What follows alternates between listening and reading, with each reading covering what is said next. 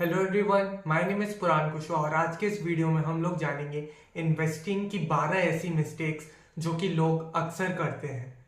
But investing की इन mistakes पे आने से पहले हम लोग जान लेते हैं कि मिस्टेक्स की इंफॉर्मेशन को कलेक्ट करना जरूरी क्यों है। वॉरेन बफे के पार्टनर चार्ली मंगर ने ऐसा कहा था कि tell me where I am going to die and I will never go there. Basically इस कोट का ये मीनिंग है कि मुझे अगर कोई मिस्टेक पहले से पता है तो मैं उस मिस्टेक को दोबारा रिपीट नहीं करूंगा। मिस्टेक्स जानने से पहले हम लोग आ जाते हैं मिस्टेक्स के टाइप्स पर। मिस्टेक्स दो टाइप की होती हैं। पहली होती है error of omission. Error of omission is when you not do something which you should have done. जब आप कोई ऐसी चीज नहीं करते हो जो आपको करनी चाहिए थी। एंड दूसरी मिस्टेक होती है error of commission, when you do something which you should not have done. जब आप कोई ऐसी चीज कर देते हो जो आपको नहीं करनी चाहिए थी। तो सबसे पहले हम लोग बात कर लेते हैं एरर ऑफ ओमिशन की। एरर ऑफ ओमिशन में हमारी पहली मिस्टेक है kept waiting for lower valuations. बहुत बार ऐसा होता है कि हम कोई एक बहुत ही अच्छा स्टॉक ढूंढ लेते हैं एंड हम उसकी वैल्यूएशन को नीचे आने के लिए वेट करने लग जाते हैं। But for example let's say वो स्टॉक अभी चल रहा है 100 और हम सोचते हैं कि वो जब 90 पे आएगा तब हम उस स्टॉक को बाय करेंगे और वो स्टॉक एक बहुत ही अच्छी क्वालिटी कंपनी का होता है। बट ऐसा बहुत बार होता है कि वो स्टॉक 90 पे नहीं आता एंड हम वेट ही करते रह जाते हैं एंड वो स्टॉक 100 से ही रिवर्सल लेके सीधा ऊपर चले जाता है। तो आपको बहुत ध्यान रखना पड़ेगा इस चीज का कि फॉर एग्जाम्पल अगर आप एक लो क्वालिटी की कंपनी को बहुत ही लो वैल्यूएशन पे खरीद रहे हो, इससे ज्यादा अच्छा है कि आप एक अच्छी क्वालिटी की कंपनी को खरीदो रीजनेबल वैल्यूएशंस पे। एरर ऑफ ओमिशन में हमारी दूसरी मिस्टेक है getting attached to your purchase price. बहुत बार ऐसा होता है कि हम किसी स्टॉक को खरीद लेते हैं और हम जिस स्टॉक प्राइस पे उसको खरीदते हैं हम उस प्राइस से बहुत ही ज्यादा अटैच्ड हो जाते हैं। फॉर एग्जाम्पल हमने एक कंपनी के स्टॉक को खरीदा 1000 रुपीज में एंड अभी वो आ गया है 900 रुपीज में एंड उसके स्टॉक के फंडामेंटल्स बहुत ही डिटेरियोरेट होते जा रहे हैं टाइम के साथ साथ, बहुत ही घटिया होते जा रहे कह सकते हैं। तो आपको क्या करना चाहिए, आपको स्टॉक को ही 900 पे ही बेच के निकल जाना चाहिए एंड दूसरी कोई अच्छे स्टॉक के किसी अच्छी कंपनी के अच्छे स्टॉक में इन्वेस्ट करना चाहिए। बट होता क्या है कि हम लोग उस जिस प्राइस पे हमने उसको खरीदा है उससे इतना अटैच्ड हो जाते हैं कि फॉर एग्जांपल वो भी 900 पे है तो हम लोग वेट करते हैं कि वो 1000 तक के आ जाए एंड देन हम उससे एग्जिट कर लेंगे। बट बहुत बार ऐसा होता है कि वो स्टॉक कभी भी 1000 पे नहीं आता एंड वो 900 से ही पूरा नीचे जाने लग जाता है। So you should not get attached to your purchase price. अब आ जाते हैं अपनी थर्ड मिस्टेक के टू वर्ड्स जो कि है इन्वेस्टिंग वेरी लेस। बहुत बार ऐसा होता है कि आप एक बहुत ही अच्छा स्टॉक ढूंढ लेते हो और उस कंपनी की क्वालिटी भी बहुत अच्छी है बट आप उस कंपनी में अपने पोर्टफोलियो का सिर्फ बहुत ही कम परसेंटेज इन्वेस्ट करते हो। लेट्स से आपने किसी कंपनी का अपने पोर्टफोलियो का 5% किसी कंपनी पे इन्वेस्ट किया तो होता क्या है कि वो स्टॉक अगर डबल भी हो जाएगा ना तो आपके पोर्टफोलियो रिटर्न्स पे उसका इम्पैक्ट उतना ज्यादा नहीं पड़ेगा बिकॉज आपने अपने पोर्टफोलियो का सिर्फ 5% ही उस कंपनी में इन्वेस्ट किया है। बट अगर आप अपने पोर्टफोलियो का 20 या 30% उस कंपनी में इन्वेस्ट करते एंड देन वो डबल होता तो उसका इम्पैक्ट बहुत ही ज्यादा पड़ता आपके ओवरऑल पोर्टफोलियो के रिटर्न्स पे। सो बेसिकली जब भी आपको ऐसी कंपनी मिलती है जिसकी क्वालिटी बहुत अच्छी है, जो रीजनेबल वैल्यूएशन पे मिल रही है और आपका उस स्टॉक पे कन्विक्शन बहुत ज्यादा है तो मेक श्योर करिएगा कि उस कंपनी में आपका पोर्टफोलियो का परसेंट का एलोकेशन जो है वो भी बहुत ही ज्यादा हो। तो ये तो हो गई एरर ऑफ ओमिशन की बात। बट अब अपन आ जाते हैं ऐसी मिस्टेक्स पे जो कि एरर ऑफ कमीशन वाली कैटेगरी के अंदर आती है। इसमें पहली मिस्टेक है सेलिंग टू अर्ली। बहुत बार ऐसा होता है कि अपन किसी एक अच्छे स्टॉक को पिक कर लेते हैं एंड देन हम उसको डबल होते साथ ही बेच देते हैं। फॉर एग्जाम्पल एक स्टॉक है लेट्स से वो 100 रुपीज का था एंड जैसे ही आपने उसको 100 पे लिया एंड जैसे ही वो 200 होता है अपन उसको बेच देते हैं। बट होता क्या है कि बहुत बार मल्टीबैगर जो कंपनी होती है उनको कंपाउंड होने के लिए टाइम चाहिए रहता है। फॉर एग्जाम्पल एक स्टॉक अगर 10 टाइम्स होता है तो उसके लिए पहले वो 2 गुना होगा, 3 गुना होगा, 4 गुना होगा एंड देन ऐसे करते करते ही वो 5 गुना 10 गुना तक के पहुंचता है। बट अगर आप उसको पहले ही बेच दोगे तो आपको वो रिटर्न्स जनरेट करके नहीं दे पाएगा। तो कभी भी ऐसी गलती मत करिएगा कि आप किसी स्टॉक को जस्ट बिकॉज ऑफ कि वो 2 गुना हो गया या 3 गुना हो गया बेच रहे हो। आपको कंपनी के फंडामेंटल्स चेक करने, उसकी वैल्यूएशन चेक करनी है, एंड देन ही एक इन्फॉर्म्ड डिसीजन लेना है कि स्टॉक को अभी भी होल्ड करना है या फिर इसको बेच देना है। बिकॉज वो आगे जाके मल्टी बैगर भी बन सकता है अगर वो अच्छी क्वालिटी का स्टॉक हो तो। अब आ जाते हैं अपनी दूसरी मिस्टेक की टूवर्ड्स, जो कि है investing out of FOMO. Basically FOMO का मतलब होता है फियर ऑफ मिसिंग आउट। आप बेसिकली देखते हो कि आपके आजू बाजू कितने भी लोग हैं वो सारे लोग स्टॉक मार्केट में इन्वेस्ट करके अच्छा रिटर्न्स कमा रहे हैं। फॉर एग्जाम्पल आपके कोई दोस्त है वो आईपीओ में इन्वेस्ट करके अच्छा रिटर्न कमा रहे हैं, तो होता क्या है, आप देखा देखी में उनके साथ ही इन्वेस्ट कर देते हो एंड देन आपका लॉस हो जाता है। तो आपको मेक श्योर करना जरूरी है कि आप फोमो में आके इन्वेस्ट नहीं कर रहे हो, इमोशंस के साथ इन्वेस्ट नहीं कर रहे हो, बल्कि आप लॉजिकली इंफॉर्मेशन को प्रोसेस करके एंड इन्फॉर्म डिसीजन लेके ही इन्वेस्ट कर रहे हो। ये बहुत ही ज्यादा इंपॉर्टेंट होता है इन्वेस्टिंग में कि फोमो में नहीं आना है एंड इन्फॉर्म डिसीजन लेके ही इन्वेस्ट करना है। अब आ जाते हैं अपनी तीसरी मिस्टेक के टूवर्ड्स, जो कि है investing outside your circle of competence. Basically circle of competence एक ऐसा सर्कल होता है जिसके अंदर ऐसी चीजें होती हैं जिनके बारे में आपको इंफॉर्मेशन और नॉलेज है, और इस सर्कल के बाहर जो चीजें होती हैं उन चीजों के बारे में आपको बहुत ही कम या लिमिटेड इंफॉर्मेशन होती है।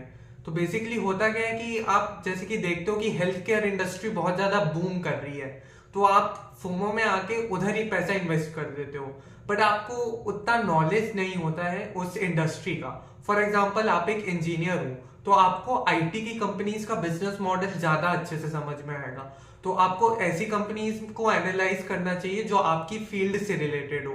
फॉर एग्जाम्पल अगर आप एक इंजीनियर हो तो आपको टीसीएस, इन्फोसिस, विप्रो इस टाइप की कंपनीज पे एनालिसिस करना चाहिए, रदर देन आप ऐसी चीजों के, ऐसे कंपनीज के स्टॉक्स को पिक करो जिनके बारे में आपको लिमिटेड नॉलेज है, जिनका बिजनेस मॉडल भी आपको समझ में नहीं आता। बिकॉज अगर आप ऐसी कंपनीज में इन्वेस्ट करोगे जिनके बारे में आपको प्रॉपर नॉलेज है तो आपका डिसीजन हमेशा सही होगा। अब आ जाते हैं अपनी चौथी मिस्टेक के टूवर्ड्स, जो कि है using a lot of leverage. Leverage basically होता है कि आप शायद स्टॉक मार्केट में लोन लेके इन्वेस्ट कर रहे हो, बट इसकी कोई गारंटी नहीं है कि आपके रिटर्न्स जनरेट होंगे, and over a period of time with the power of compounding ये लोन बहुत ज्यादा बड़ा भी हो सकता है। तो मेक श्योर करिएगा कि आप जब भी स्टॉक मार्केट में इन्वेस्ट कर रहे हो तो लेवरेज या फिर लोन का यूज करके नहीं कर रहे हो, बल्कि अपने खुद के पैसों से जो आपने कमाए हुए हैं उनसे इन्वेस्ट कर रहे हो। अब आ जाते हैं अपने फिफ्थ पॉइंट के टूवर्ड्स, जो कि है staying active all of the time. एक फ्रेंच फिलोसोफर है जिनका नाम है ब्लेज पास्कल। उन्होंने कहा था कि all of humanity's problem stem from a man's inability to sit quietly in a room alone. इस कोट का ये मतलब है कि जैसे आपने खुद को कमरे में बंद कर दिया है और आप कुछ भी नहीं कर रहे हो, तो आपका माइंड कहेगा आपको कुछ करने के लिए, आपका माइंड आपको फोर्स करेगा कि आप एक्टिव हो। तो यही वाली माइंड की क्वालिटी सीधे सीधे स्टॉक मार्केट में भी ट्रांसलेट होके आ जाती है, एंड आप बार बार बाइंग और सेलिंग करने लग जाते हो स्टॉक्स की। बट ऐसे करने से वेल्थ क्रिएट नहीं होती। चार्ली मंगर का एक बहुत ही फेमस कोट है कि वेल्थ जो है वो बाइंग और सेलिंग करने से नहीं क्रिएट होती, बल्कि स्टॉक को होल्ड करने से क्रिएट होती है। तो मेक श्योर करिएगा कि आपकी एक्टिविटी स्टॉक मार्केट में लिमिटेड हो और आप बहुत ही ज्यादा बाइंग या सेलिंग में एंगेज नहीं कर रहे हो। अब आ जाते हैं अपने सिक्स्थ पॉइंट के टूवर्ड्स, जो कि है डाइवर्सिफाइंग टू मच और नॉट एट ऑल। देखिए, डाइवर्सिफाई करना अच्छी बात होती है, but to a certain extent. Peter Lynch ने एक टर्म कॉइन किया था जिसको कहते हैं डाइवर्सिफाई। तो बेसिकली आपको मेक श्योर करना है कि आप बहुत ही ज्यादा 50-100 स्टॉक्स में भी इन्वेस्ट नहीं कर रहे हो, बट इसका अपोजिट करना भी गलत होता है। इसका अपोजिट होता है कॉन्सेंट्रेशन। अगर आप सिर्फ एक ही 2 स्टॉक्स में कॉन्सेंट्रेट कर रहे हो तो ये भी बहुत ही ज्यादा रिस्की स्ट्रैटेजी हो जाती है। बेसिकली आपको ओवर डाइवर्सिफाई करने के बीच में और कॉन्सेंट्रेशन करने के बीच में एक परफेक्ट बैलेंस बना के चलना पड़ेगा, तभी आपको अपने स्टॉक मार्केट के पोर्टफोलियो से अच्छे रिटर्न्स जनरेट होंगे। अब आ जाते हैं अपनी 7th मिस्टेक की टूवर्ड्स, जो कि है फॉलोइंग द हर्ड। बेसिकली अपन इंसानों में ना हर्ड मेंटालिटी बिल्ट इन होती है। अपन बंदरों से इवॉल्व हुए हैं एंड अपने में एक कॉपी करने का जो इंस्टिंक्ट है वो हमेशा से ही रहा है।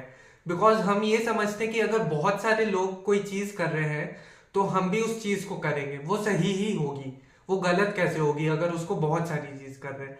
But most of the cases में ऐसा नहीं होता।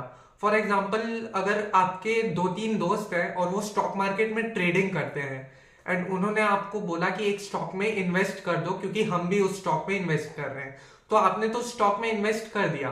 बट फॉर एग्जाम्पल क्या हो कि वो स्टॉक उतना अच्छा ना हो, उसके फंडामेंटल्स उतने अच्छे ना हो, तो आपका पैसा उस केस में डूब सकता है। और ये क्यों डूबा? जस्ट बिकॉज आपकी हर्ड मेंटालिटी थी, जस्ट बिकॉज कि आपने अपने दोस्तों को कॉपी करने की कोशिश करी। तो मेक श्योर करेगा कि हर्ड मेंटालिटी में ना फंसे एंड अपनी प्रॉपर रिसर्च करके ही किसी स्टॉक में इन्वेस्ट करें। तो ये तो हो गई एरर ऑफ कमीशन की बात। अब अपन एक ऐसी मिस्टेक पे आ जाते हैं जो कि एरर ऑफ ओमिशन और एरर ऑफ कमीशन दोनों ही कैटेगरी में आ सकती है। ये वाली मिस्टेक है timing the market. Basically timing market को जो टाइम करना होता है वो बहुत ही ज्यादा डिफिकल्ट होता है। फॉर एग्जाम्पल, आपको निफ्टी 50 में अपनी एक एसआईपी स्टार्ट करनी है, तो आप सोचते हो कि निफ्टी जब 10% गिरेगा तब मैं वहां से अपनी एसआईपी करना स्टार्ट करूंगा। पर बहुत सारे केसेस में ऐसा होता है कि निफ्टी कभी भी नीचे आता ही नहीं है एंड अपनी रैली को कंटिन्यू रखता है एंड आप जो रिटर्न्स जनरेट कर सकते थे अपने पैसों के टुवर्ड्स वो जनरेट नहीं हो पाते। ये तो हो गई एरर ऑफ ओमिशन की बात। अब अपन आ जाते हैं कि एरर ऑफ कमीशन में टाइमिंग द मार्केट कैसे काम करता है। फॉर एग्जाम्पल, आपका एक पोर्टफोलियो का स्टॉक है एंड वो बहुत ही ज्यादा लाइक से 2 टाइम्स या 3 टाइम्स हो चुका है एंड आप सोचते हो कि ये स्टॉक इससे ज्यादा ऊपर नहीं जाएगा। आप मार्केट को टाइम करने की कोशिश करते हो एंड आप उस स्टॉक को बेच देते हो। बट होता क्या है कि वो स्टॉक भी अपनी रैली को कंटिन्यू रखता है एंड वो आगे जाके 5 टाइम्स 10 टाइम्स हो जाता है। बेसिकली आप उस स्टॉक के पोटेंशियल को डिस्कवर नहीं कर पाते हो और मार्केट को टाइम करने के चक्कर में आपके रिटर्न्स भी बहुत ही ज्यादा कम हो जाते हैं। अब आ जाते हैं अपनी आखिरी मिस्टेक के टूवर्ड्स, जो कि एक जनरल मिस्टेक है और जो कि है worrying too much about things which are not in your control. बहुत बार ऐसा होता है कि अपन ऐसी चीजों के बारे में सोचते हैं जो अपने कंट्रोल में नहीं है। For example, RBI interest rate को बढ़ाएगा या कम करेगा, भाई अपन को कैसे मालूम, ये अपने कंट्रोल में भी नहीं है। तो अपन को ऐसी चीजों के बारे में नहीं सोचना है जो कि अपने कंट्रोल में नहीं है, रादर दैन अपन को ऐसी चीजों के बारे में सोचना है जो अपने कंट्रोल में है। अपन क्या स्टॉक की रिसर्च को और अच्छे से कर सकते हैं, क्या अपन स्टॉक मार्केट के बारे में कोई बुक पढ़ सकते हैं, ऐसी चीजों के बारे में सोचो जिन्हें आप कंट्रोल कर सको एंड देन उसके ऊपर action low. So that is what you should do in stock markets. So guys, that was it for today's video. अगर आपको आज का वीडियो अच्छा लगा हो तो वीडियो को लाइक और शेयर करना मत भूलना एंड चैनल को सब्सक्राइब करना भी मत भूलना। और अगर आपको इसी टाइप के पर्सनल फाइनेंस वाले कंटेंट में इंटरेस्ट है तो पर्सनल फाइनेंस की एक बहुत ही अच्छी बुक है रिच डैड पुअर डैड के नाम से। इस बुक का मैंने बुक रिव्यू भी करा है एंड आप चाहो तो इस बुक रिव्यू को जाके देख सकते हो। Thank you so much.